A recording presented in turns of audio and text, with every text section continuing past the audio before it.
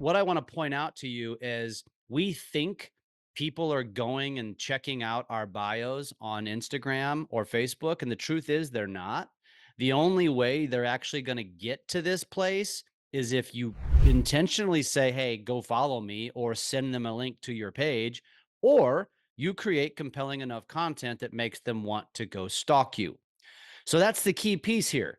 And none of this happens if you're not creating content. So you literally, your bio is going to be a graveyard. No one is going to search it. There is no button to even search bios on Instagram, if you know. Like the only way I can get to someone's bio is if I'm scrolling and I see a content from Mulaney and I'm like, that was an interesting post. I'm going to go stalk her.